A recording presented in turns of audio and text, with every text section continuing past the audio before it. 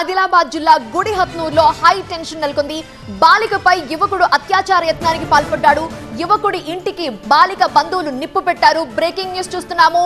ఆగ్రహంతో ఉన్న బంధువులు యువకుడి బంధువుల ఇళ్లపై దాడి చేశారు. పలు వాహనాలు ధ్వంసమయ్యాయి. అయితే వాళ్ళని కంట్రోల్ చేయడానికి పోలీసులు కూడా అక్కడికి చేరుకున్నారు. అయితే రాళ్ల దాడిలో పలువురు పోలీసులకి గాయాలయ్యాయి. 2 పోలీసు వాహనాలు ధ్వంసమైపోయాయి.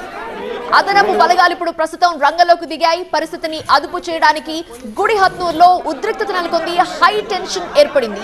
ఆదిలాబాద్ లోని గుడిహత్నూరులో ఉన్న హై టెన్షన్ వాతావరణానికి సంబంధించిన బ్రేకింగ్ న్యూస్ అలాగే విజువల్స్ మనం చూస్తున్నాము. ఇంటిని తగలబెట్టేశారు బాలిక బంధువులు. బాలికపై యువకుడు అత్యాచార యత్నానికి పాల్పడ్డాడు. ఇది తెలిసిన బాలిక బంధువులు అక్కడున్న స్థానికులంతా కూడా యువకుడి ఇంటికి నిప్పు పెట్టి దాన్ని తగలబెడుతున్న దృశ్యాలు మనం చూస్తున్నాము. యువకుడి ఇంటికి మాత్రమే కాదు అతని బంధువుల ఇళ్లపై కూడా దాడి చేశారు. పలు వాహనాలు ధ్వంసమైపోయాయి. పరిస్థితిని అదుపులోకి తీసుకొచ్చేందుకు రంగంలోకి దిగారు పోలీసులు. కానీ పోలీసులకు కూడా రాళ్ల దాడిలో గాయాలయ్యాయి. పోలీసు వాహనాలు కూడా ధ్వంసమయ్యాయి. పోలీసులతో వాళ్ళు వాగ్వాదానికి దిగిన దృశ్యాలు చూస్తున్నాము. బాలికపై యువకుడు అత్యాచార యత్నానికి పాల్పడటంతో అక్కడ ఉద్రిక్తత ఏర్పడింది.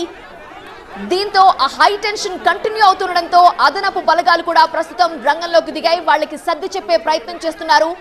ఆ యువకుడిపై చట్టపరంగా కేసు నమోదు చేసి యాక్షన్ తీసుకుంటామని పోలీసులు చెబుతున్నట్టుగా అర్థమవుతోంది. పోలీసులు ఇప్పటికే అక్కడికి చేరుకున్నారు. బాలిక బంధువుల్ని అలానే వాళ్ళందరినీ సర్ది చెప్పే ప్రయత్నం చేస్తున్నారు. అతనిపై యాక్షన్ తీసుకుంటామని వాళ్ళు చెప్తున్నప్పటికీ కూడా బాలిక బంధువులంతా కూడా ఆగ్రహంతో ఊగిపోతున్నారు. హై టెన్షన్ వాతావరణం ఏర్పడింది.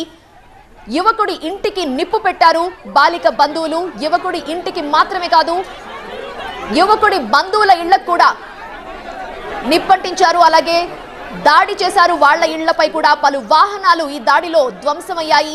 పోలీసులు వాళ్ళని కంట్రోల్ చేయడానికి వెళితే పోలీసులకు కూడా గాయాలయ్యాయి. పోలీసుల వాహనాలు కూడా ధ్వంసమయ్యాయి. దీంతో పరిస్థితిని కంట్రోల్ చేయడం సాధ్యం కాని నేపథ్యంలో అదనపు బలగాలు కూడా అక్కడ మోహరించినట్టుగా తెలుస్తోంది.